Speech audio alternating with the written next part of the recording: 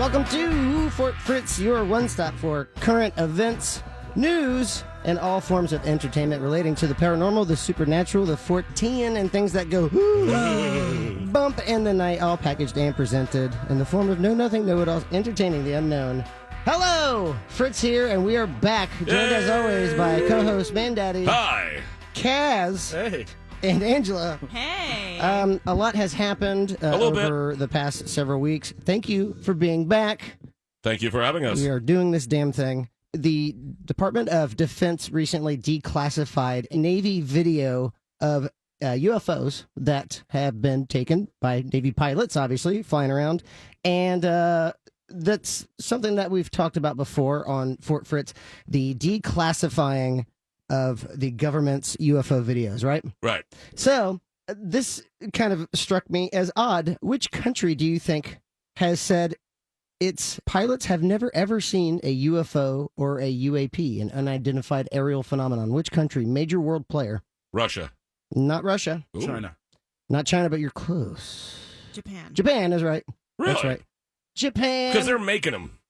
They might That's be. why. They're the ones What making are them. you That's why guys they haven't seen talking them. about? Yeah, exactly. They're not UFOs them because they know what they are. They're identified flying objects. They're IFOs. Maybe they are. UFO researcher in Japan has also said, you know what, this kind of smells, because obviously there are UFO encounters all over the world, and Japan saying that they've never ever had one is just kind of BS. And they've asked the United States of America and with help in case they do encounter a UFO. That to me says, why would you ask America? And then number two, why would you ask something so specific to, like, what do you know, Japan? You know, like, Yeah, what's coming? if they're asking the U.S., okay, let's say hypothetically, and U.S. is like, go ahead, Japan. And Japan's like, let's say we encounter an aggressive UFO. What should we do? And America's like, I don't know, fam. Like, No, it's America. We shoot it. That's Yeah, all. It's exactly. America to That's shoot all it. America does. We don't that's the know. only thing you can We'll do. figure it out What if it's later. friendly? Shoot it. Yeah, We'll shoot, dissect it and figure it out. There shoot you it go. and then see what happens, I guess. So that made me then speculate, well, do we have known cases of extraterrestrials or alien-like creatures becoming aggressive to humans? There's two really specific stories where Ooh. we think something really, really bad happened. The first one, this is a world-renowned case. It's the Kinross case, Kinross, and that focuses on the still unknown disappearance of a U.S. Air Force F-89C jet fighter. This was scrambled in late November 1953 on an active air defense mission to intercept an unknown aircraft over Lake Superior. And then what happened after that, no one really knows, because the plane basically fell off of radar after climbing to 30,000 feet, and then it descended with permission 7,000 feet, so 30 to 23,000 feet, and then turning east, and then encountering the unknown aircraft. The unknown aircraft kept going on, and the airplane vanished. Got eaten. It was completely eaten. So to this day, and actually two service what year was members, that? 1953, Ah. two service members died. They were never found. There was no wreckage, nothing. They completely vanished without a trace off the radar. But the unknown aircraft kept going. Huh. So that's kind of scary, right? Oh yeah. Well, That's something. yeah, but It's a thing. that's the United States Air Force. They're maybe better equipped with dealing with extraterrestrials, right? If they are aggressive. But average Joe Schmo, maybe he's a little better. Maybe he's a little tougher, right? Sure. You would be wrong. I'd say that the average Joe would like to think he'd be tougher. Yep. A Brazilian man named Joe Prestes Filho. Sure. What? It's Joao, so it's like Joao. A farmer from the village of Aracaraguama. Of course. Out of the blue, he saw this powerful blue glowing light which emanated in the skies directly above him. Whatever it was, though, burnt him almost to a crisp. Whoa. He fell to his knees. His skin began to bubble up, And then as he was going to the hospital, paramedics said literally his tissues fell off of his bones. He was pronounced deceased. Whoa! And what year is that again? Ooh. This was, it doesn't say offhand, It's like Thursday. 1946. Oh, Yep. ooh, 1946. Ooh. Absolutely crazy. terrifying. So, yeah, that's absolutely terrifying. So maybe Japan is onto something. We don't know what the hell it is. Japan is just trying to figure that S out, and we're over here just going, okay, yeah, so there's two things you can do, Japan, but one of them you're not going to want to do. You got to get 50 cola nuts. You got to put them in a paper sack. You got to sleep under that sack. You put the lime and the coconut. It'll make you feel better. Exactly. I've got two more stories, and they're because of that. That was very, very heavy. Let's lighten it up a bit. Lighten it up a bit, okay? Okay. little joviality. Rome, the ancient Italians. What were they known for? Some of their developments and their gifts to humankind. Aqueducts. Aqueducts. Very nice. Pesto. Pesto. Gods. Gods. That they stole from the Greeks.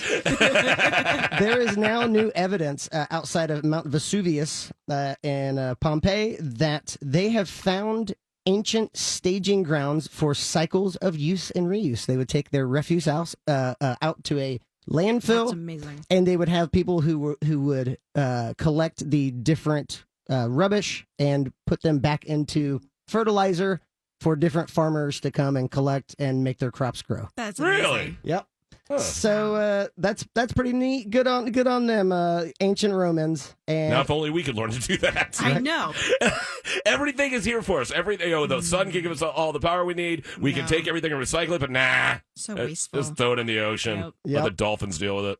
And finally, last but not least, researchers have spent a lot of time studying the Egyptian fruit bat. That's a picture of him right Fruit? there. Aw. Look at how cute they I are. love the fruit bats. That just looks like a I big just pile love of peanut bats. butter. Right? Yeah, it looks like peanut butter. That is Crunchy correct. They're peanut famous butter. for being that Is way. that a bunch of them, or is that one? It's a whole bunch of them. Oh, okay, okay, that makes sense then. It's a pile of bats. Look how cute Just they shove are. your face in it and go, ah. So cute. So researchers have been setting up microphones in their cave systems and also at Tel Aviv University, and they have discovered that the Egyptian fruit bat, all of their really high-pitched, the crazy bat noises, Yeah. they are actually communicating to individual members of their society with Nice. problems that they need help figuring out. Really? Oh my gosh. Researchers have found that they communicate as a species on an individual basis, bat to bat, with problems, and they argue a lot and they fight, and then they go, "Get over here, you big dummy! That's how you do it, you dumb idiot!" Then they're like, "Hey, f you, pally!" But they're like, chittering, It's like chittering. a bunch of New Yorkers all the time just yelling at each other. It's like a bat comment section. Yeah. Yep. Yeah, they studied these bats. The scientific name, because why not? Let's butcher this. Go for it. There's Rosetus aegyptiacus. Sure. All right. For Cool. 75 days. They used a modified machine learning algorithm originally designed for recognizing human voices, and they fed 15,000 of the bats' calls into the software. They analyzed everything with corresponding video to see if they could match the calls to certain activities. And what they found is that they have a very close-knit society with individual members of their community, and they all work together to get things done. We have shown that a big bulk of bat vocalizations that previously were thought to all mean the same thing, something like "get out of here," actually Fly! fly and go. No! Oh no! So they're actually having complex conversations like, can you believe what Karen did today? I got to clean this up. Come on. The researcher, his name is Yovel. Yovel. Let's just call him Yovel. Oval. He says Old Yovel. what we thought was "get out of here" actually contains a lot of information. By looking even more carefully at stresses and patterns, you can see that there are subtleties in each bat call, and with their own language, it's like a Rosetta Stone, basically, to figuring out what bats are doing. Because some of them were looking at their feet as they were calling, and some of them were looking at their wings as they were calling the exact same, vocalizations, but with different stresses to maybe indicate parts of their body. Interesting. So they're Yeah. hyper aware, and they're trying to help, like, "Hey, I got something over here. Can someone help me?" Which just goes to show you, We are learning more and more about our world every day. We know now that bats individualize. They feel, they fear, they love, and they work together to bitch and complain just like humans do. That's the most like humans. Absolutely. Yeah, that's our number one trait, actually. Yeah. We can learn a lot from these Egyptian fruit bats. I hope that we find out more information. That was SmithsonianMag.com, by Very the way. cool. Nice. Absolutely just amazing. And this article actually came out in 2016, but there's more information now after studying all of these bats. Nice. So we're just like bats, and we're just like our dogs, and we're just like our cats. We're all going through this earth at the same time, spinning about 10,000 miles per hour on a circular ball of molten core fire spinning around something else that's on fire. It's going to be a wacky, crazy ride.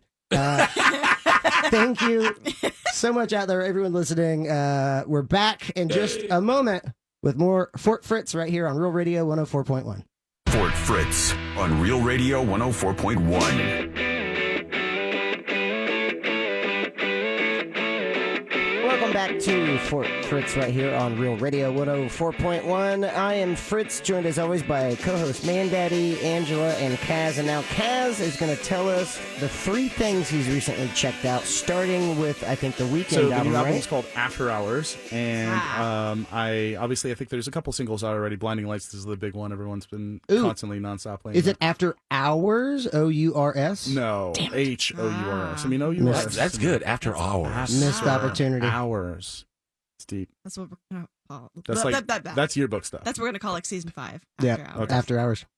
So, this is appear to be about 14 songs. Yeah, 14 songs, about an hour long. And I would say right off the bat, 5 of them immediately went on to like the favorite playlist and was just like, Nice. wow, these are Okay. bangers. Yeah, like Cool. fantastic. And it's that, I don't know, it's kind of bedroom pop, chill, wavy, kind of smooth, 80s. but also kind Very of 80s. He's always had a very 80s Yeah. synth style, like the classic old school synth like styles. retro synth or whatever. Yeah. Max Martin writes a lot of his stuff, too. Oh, really? Yeah. Who's that? Max Martin is one of the most decorated songwriters in any generation, and he wrote "Don't Go Breaking My Heart." No, wait, hold on. Backstreet Boys. I Want It That Way. That was a massive hit, and he wrote. That's a banger though. I Can't Feel My Face When I'm With You. Oh Okay. yeah, that one. Yeah. Bangers, But bangers all I'm around. not again. Yeah. So good. And I think in every music video he dies at the end. The Or Weeknd. something. Max Yeah. Martin. No. No. Who knew? The Weeknd, like all Oh, the, really? I think all of his music videos, he dies at the end. Huh. I need to look into that. Yeah, and then the False Alarm music video actually is really great because it's like from the perspective of playing like a first-person shooter video game. Oh, okay. All right. It's really good. Neat. Damn. Okay. So anyway, check it out. The Weeknd, After Hours. I also watched a movie called The Proposition, which is a Western. Came out a few years ago, but it was written and I don't believe directed. I think just written by Nick Cave of Nick Cave and the Bad Seeds. Oh. Oh, nice. Sweet. And it stars He's one of those Guy artists that has a Ritchie. cult following. There's people that are just really yeah. into some Nick Cave. Yeah. I like a lot of his stuff. Yeah, I mean it's moody and it's it's dramatic, and that's kind of what this was. This came out in 2005, so this was Okay, 15 there you go. years ago. Yeah. Guy Ritchie and not Guy Ritchie, Guy Pearce, the guy, big tooth guy. Guy Pearce. Bigger teeth than Walter Goggins. No. Walter Goggins does have some big Goggins. teeth, man. Chompers on that man. He does have some chompers. Gotta love some Goggins. Me too. It has that guy Danny Huston, H-U-S-T-O-N. Huston, who was Wait, in who's that? Probably Angelica Houston's kid. Houston. I don't know. Houston. Is Angelica Jellicle? She was Jellicle. in 1977. Have you watched any of that movie?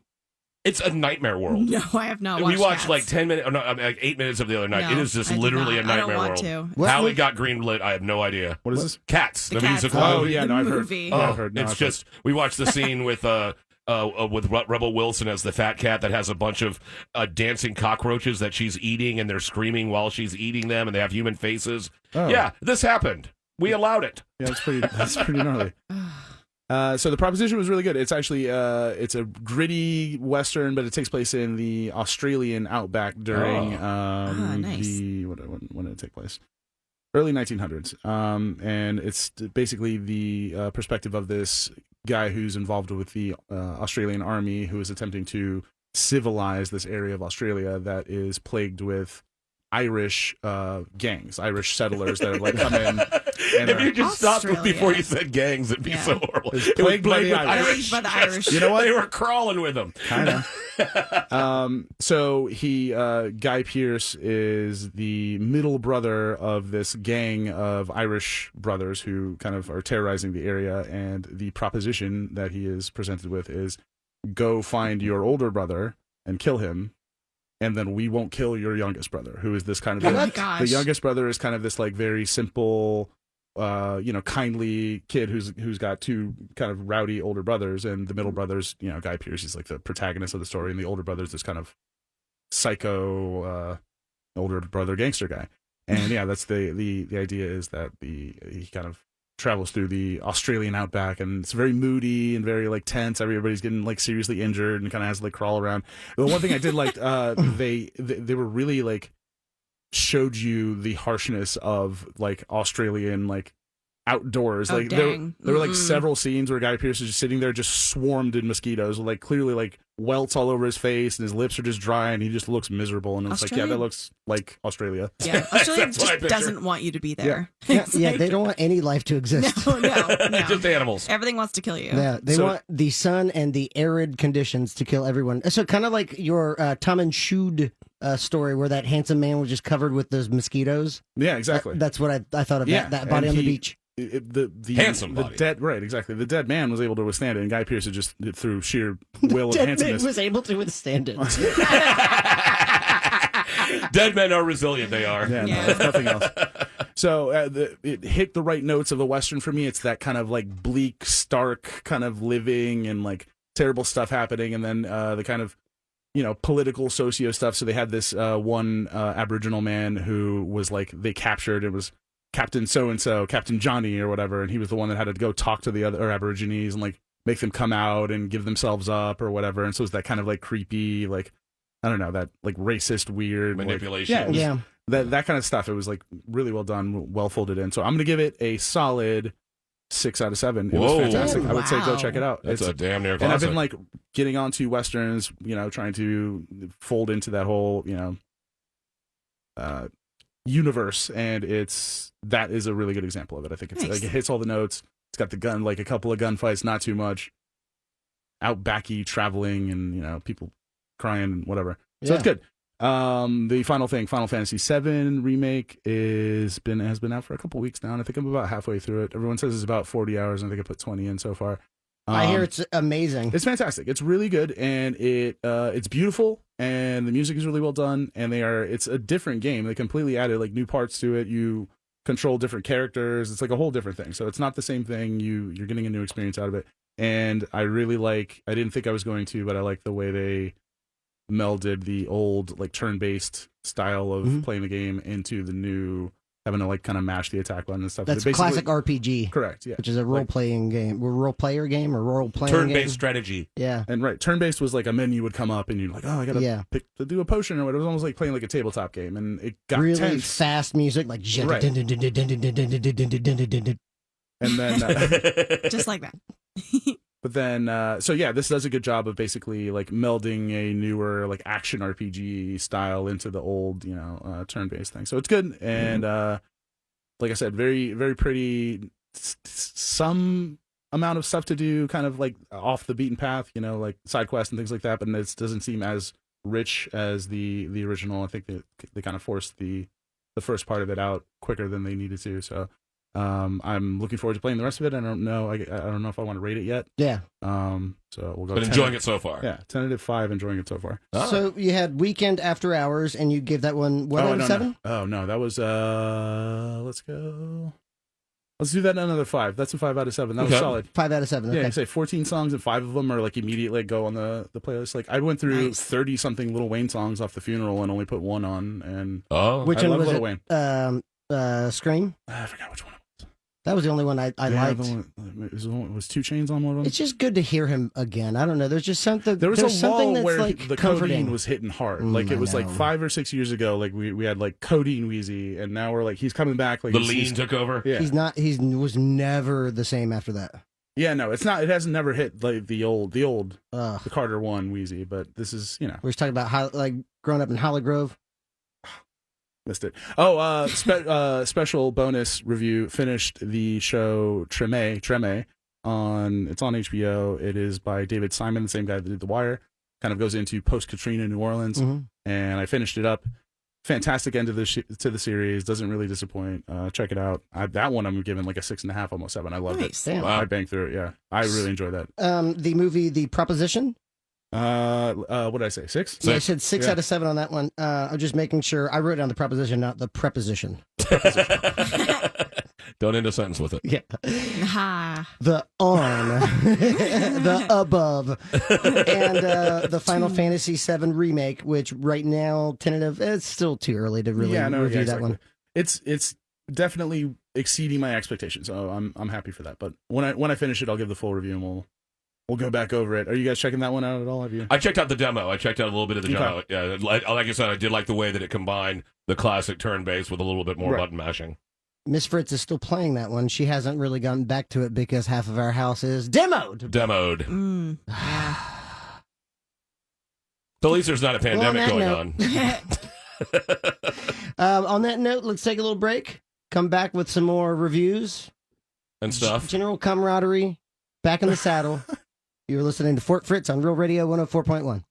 Fort Fritz on Real Radio 104.1. Hit me! There's not a minute to spare.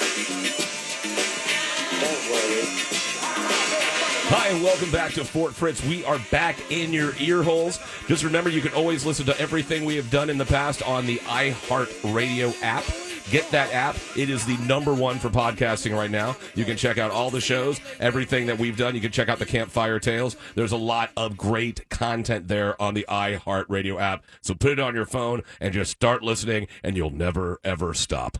So right now, it's so pleasant. it takes over your soul. You will have no life. Trust us. It's pretty okay. There's no reason to deny. You will not have a life. So right now, it's time for Angela to inform us what's been going on in her life. What is up, Angela? You know, just living at home, quarantining with the cats. You know. It's quarantine. It's quarantine. Quarantimes. Well, that was Cat Minute of 2020. Yep. that was it. Nice. Well, before I get into some of my stuff, what's something that you guys have learned or done during this quarantine? What's like a project you got into? What's something you wanted to get into? Holding my sanity in my hand like a puddle of water and watching it sift through my fingers. Nice. If you really had to live in your living room, you could do it. Yeah. Totally. It's easy. It's easier. Yeah. It's easier than It's people in the think. name. Yeah. Living room. You live in it. Thank you. I learned E, A, and D on the guitar. Mm. And I That's- learned that my fingers are too fat to do A with all of them jammed in there. So I gotta like just smash down You on can the just do entire this. thing. Yeah, no, you can just do the one. And it was But annoying nicely me. done. That's awesome. I came to that on my own too. I was like, you know what? I'm just gonna jam all these down, and it still sounded good. I was like, you know what? Nice. Guitar playing. Yeah, Take that. if you hold down everything on the second fret, even the first string, the little tiny E, that's an A6. I always just play A6. It's a more Okay. beautiful chord. Just get a capo. Just get a capo. That ready. too. Yeah. That's really all you Nice. gotta do. What have you learned, Angela? I taught myself how to French braid my hair. Nice. Oh, Really? Nice. Is that what it you're rocking right now? I Hold on, can I am. see? Yeah, Yes. I want to see this. That looks very complex. Yeah, Yeah. I don't. Eh, Looks like a loaf of really bread. excited. Congratulations. Well, yeah, because my hair is getting super long. and it's out of And- necessity. Yeah, and my ponytails were just so heavy they were like pulling my hair too much. Ugh. And the braid doesn't do that as much, but it still keeps it out of your face. And it's so nice for running and yoga because you don't have to worry about the hair tie being there and rolling over it. And it's so convenient. It's like buttressing. Yeah. Your hairdo. It's amazing. I love it. I'm kind of obsessed with it. And now it's just like the thing that I do when I'm watching movies or a show Mm-hmm. that I'll like slowly, and then I get really excited because I've been learning for the past couple of weeks how to do it. And so it's like every time I do it, I'm like, ooh. And then I take the mirror and I look and I'm like, it's a little messy, but I'm getting there. And like, it's been getting better and better and better. And today I was like, it finally looks like a real one. So one thing that I watched while doing a French braid in my hair was the movie The Lighthouse. Okay. Ooh, so good. Yeah. And it was 2019 Okay. starring Willem Dafoe, which, by the way, did you guys know that he's in American Italian? actor. It's He was- in the- Oh no, He has dual citizenship. Willem. Willem Dafoe. Oh, really? Very interesting. kind of a German, Hungarian kind of sounding name. Yeah. And Robert Pattinson, two men in Hollywood who have very interesting angular faces. Yeah, Craggy. Craggy. One of them's Green Goblin, the other's now the Batman. Yes, which I'm like very back and forth on that. I'm not sure. He's definitely has the jawline for He's it. got, yeah. I hear that they're focusing on the Batman being the A world's detective. greatest detective. yes, I heard about And that too. that I'm like, okay, that's what we need to do. They've shown him kicking as much butt. Let's show the other side. Yeah, Yeah, because I'm when I fine. think of Robert Pattinson, I'm like, that guy's a narc. He's a cop. He's a total narc, right? Total narc. Narc. Total nerd. Total, that's great call. So the movie The Lighthouse, it's a psychological horror, and it was directed by Robert Egger. Do you guys know who that is? Robert Eggers. Egger. The no. Vitch. The Vitch. The Vitch. Yes, he The directed Vitch. The Vitch, which was a fantastic. I loved it. Oh, with Anya Taylor-Joy. And Black Phillip. Yes, Black That's it. Phillip. Black Phillip the goat. I Anya have that pop Taylor-Joy. figure, the Black Phillip pop figure. Totally have it. Oh, do you? Yeah. That's awesome. So Robert Eggers actually kind of co-wrote this movie with his brother Michael, and it was originally supposed to be based on Edgar Allan Poe's last story, The Lighthouse. Okay. It was like one of the last things he had been starting to write before he passed away, but it really has nothing to do with that. Like that story was he didn't even finish it. It was kind of like a series of diary entries. This person was going to be, it was like based in 1796. He's going to be staying on some isolated island off of Norway, taking care of a lighthouse. So there is that aspect of things. Go on. He was going to be staying there and also writing a book. He has his dog. I love how Kaz is just in the palm of your No, hand. this is all the same stuff. Like, yeah, this is exactly what I was thinking the whole time. You are agreeing and disagreeing with every in real time as she's about to say, but he's shaking his head no. And then as And you're yes. finishing up that sentence, he's saying yes, Yes. as you're. But Oh, yeah, yeah. No, Yeah. that was really cute. Watch that. It was like you guys- Dorbs. Thanks, kindred, Kaz. No kindred problem. It was- spirits. Robert Pattinson character is named Ephraim Winslow. The narc. Ephraim Winslow. Ephraim Winslow. Narc name. And the first image you get is just this terrible, foggy, cold. They're on this boat. You can tell it's probably in the 19th century.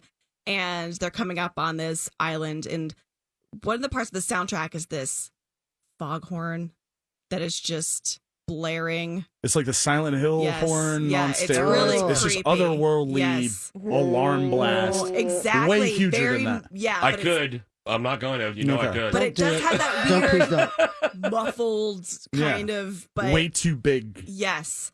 And it's literally on this rock, it seems, in the middle of the ocean, just the lighthouse and the house there. And as you find out, he landed there to do, like, he's a contract worker to be a wiki. That's what they call lighthouse people. Wikis, if you're manning a lighthouse. Oh, cute. A wiki. Wiki. What a wiki. It's not baby jargon. It's not, Look at the widow wiki.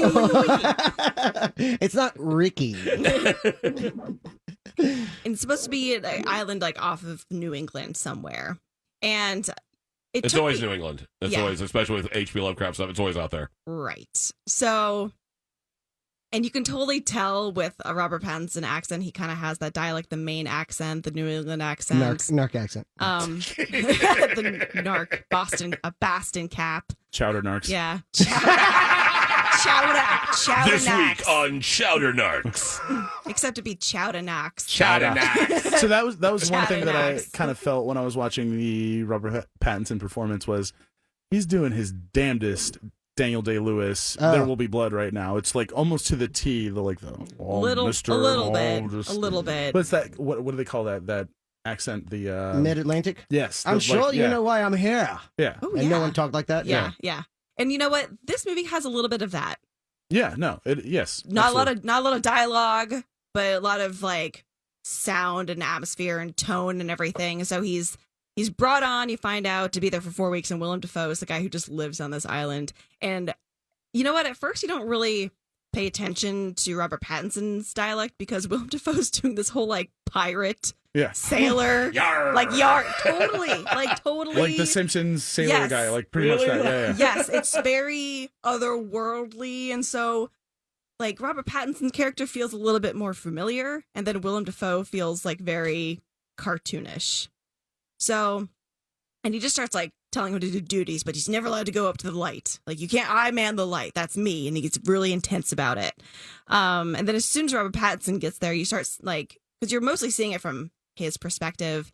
He's getting visions of things, mermaids, sirens, all this stuff. And then, it's like, oh, what happened to the other contract worker? And he's like, oh, he died. He went mad.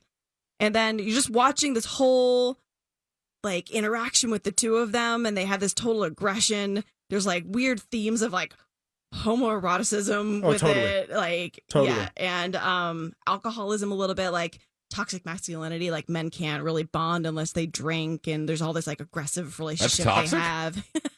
And it's like, and so it's just like a kind of like a Yeah. I believe at one point they allude to them basically drinking kerosene, like they were mixing oil and something else to like make kerosene, and they were just straight drinking kerosene. You couldn't even drink the water, and so they're just going completely mad. That's a lot back, in those times where there were areas where they didn't drink water because water everywhere was polluted, or they didn't have filtration. So for the most part, people were just drunk all the time. Yeah. Also, Like quarantine. alkali. Yep. So The trio? Yeah. The Willem Dafoe dirt face soliloquy was one of the coolest scenes that I've ever, like, that is worth watching the entire movie there's to just get to. really cool moments like that. Yeah. Because the way that it's shot, first of all, it's all in black and white, and it's on 35 millimeter. So you just have this really cool aesthetic of like it would do with The Witch. And just dense. It's almost kind of like going through a really old like photo album of watching people go insane on a little rock somewhere. Yeah. And just the cinematography of it's gorgeous and haunting and creepy and cold. Like you just feel how cold and rocky and desolate this place is. Desolate. That's really but like two people on screen the whole time. I mean, it's compelling. It was interesting. It's definitely weird. There's definitely a very creepy seagull scenario. So if you don't like to watch animals being killed. Oh yeah, and you kind of Who does? You see it coming. Yeah. Sometimes they have it coming. Yeah. I don't mind it. I mean, if it's like an asshole bastard goat, like that goat. Yeah, Black Phillip. Black Phillip Thank had it you. coming. Black Phillip was the devil, dude. Yeah. So out of 7, how would you rate this movie? I would probably give it like, This is The Lighthouse. this is The Lighthouse of 5. Okay, I thought it was good well review. That's done, good. well acted, well shot. Good piece of art. I'd say it's like just a really good piece of art. It's a film. Nice. Oh. It is a film. So yeah, I really Cinema. liked it. It's very interesting, really disturbing and creepy. Definitely a psychological horror, and I thought it was well executed for the most part. Excellent. Well, coming up, Mandaddy's going to wrap it up here. Our first week back, really, in quite a long time. You are listening to Fort Fritz on Real Radio 104.1. Fort Fritz on Real Radio 104.1.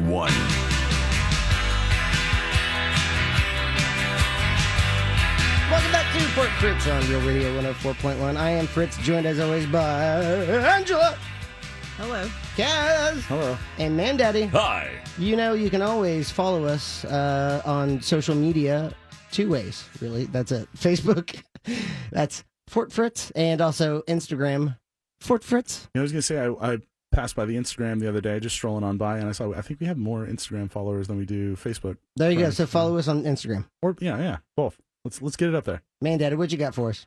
Just a whole bunch of crap. Just all the different things I've been watching over this bizarre period in the history that we've all been going through. It's been strange for everybody, I believe, on different levels. Some people's lives have changed drastically. Yep. Some people, not that much at all. Both me and Lady Daddy have been, the carpet has been ripped out from under us when it comes to our industries.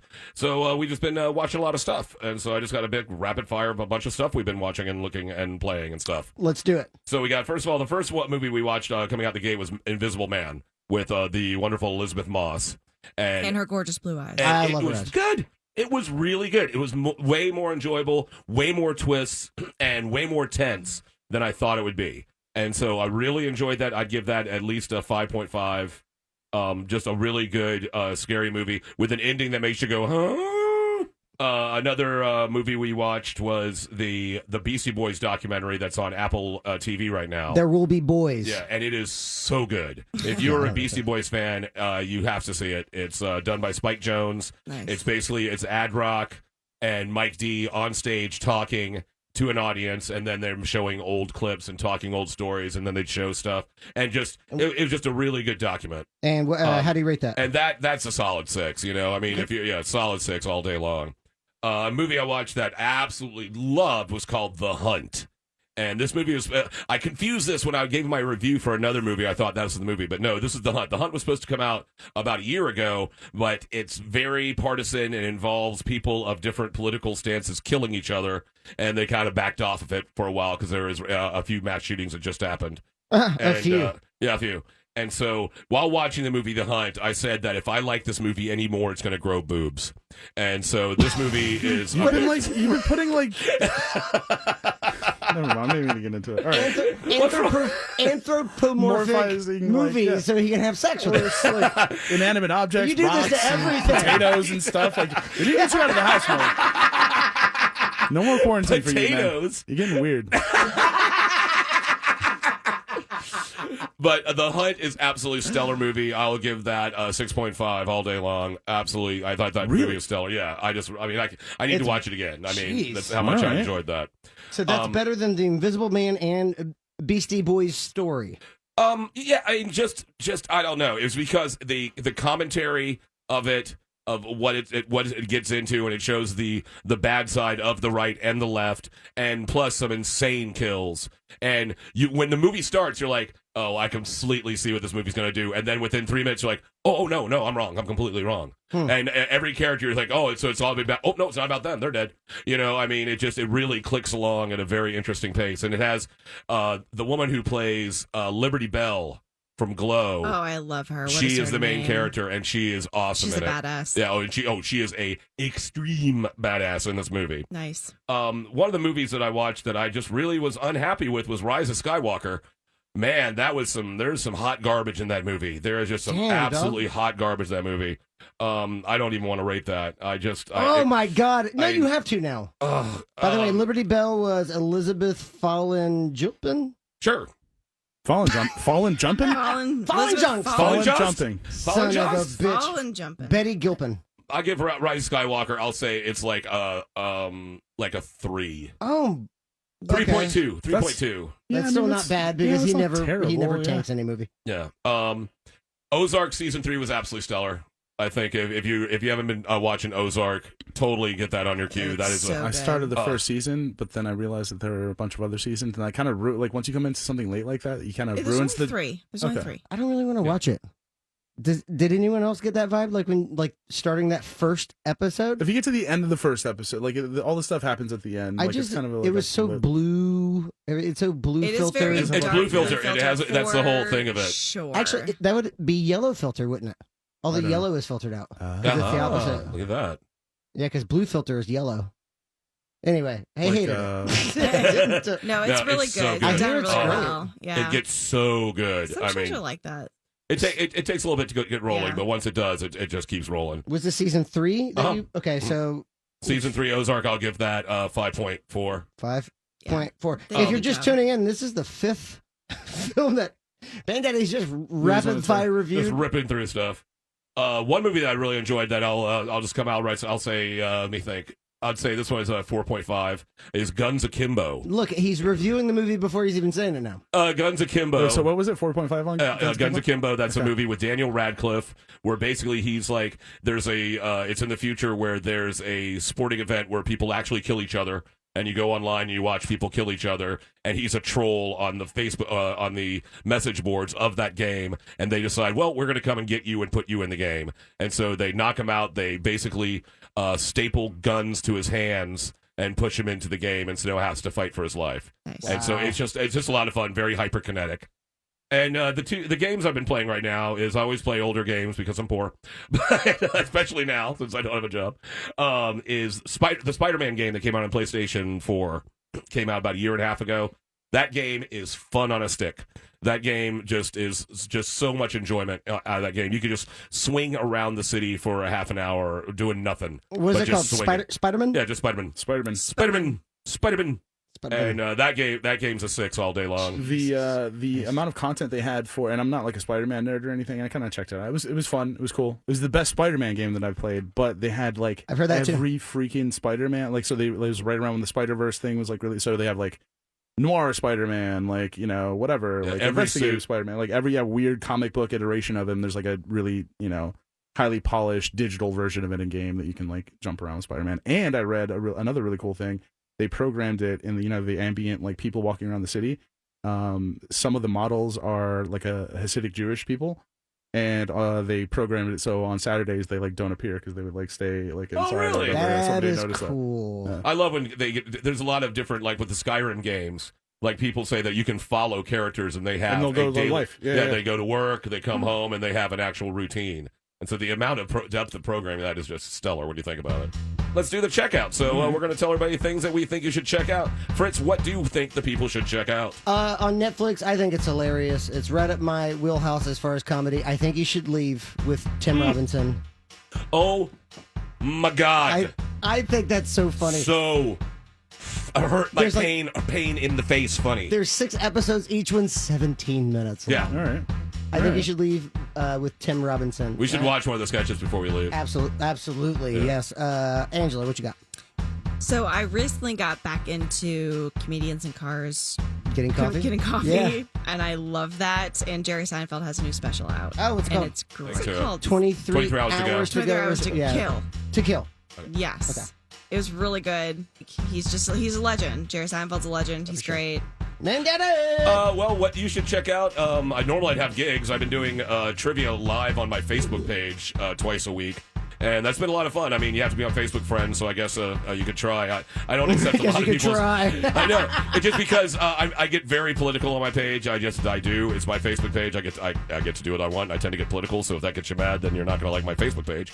But that's been actually going... People have been very kind and been tipping me really well. And so anyone out there that's been playing my trivia and has tipped out, thank you very much. That's been amazing, and it helps more than I can express. What's the PayPal or Venmo? It's Mandaddy667 at Gmail. Mandaddy667. Yeah, across the street from the Beast. Okay, I got one. Don't check out Like it. Little Fires Everywhere on Hulu. I tried checking out Reese Witherspoon and Reese Witherspoon. Carrie Russell? Washington? What Carrie? Washington, yeah. I tried. Everyone was I've heard swearing. it's really good. Everyone was swearing by it. I heard the same thing. Try checking it out. Garbage. All right, that is it. Thank you very much for Street. listening. Thank you for listening every week. Thank you for coming back to the Fort. Fort Fritz is back. And now it's time for us to leave. now we're leaving. We're back. We're back. Gotta Okay, go. we gotta go. Thanks for listening. This is... Until next time.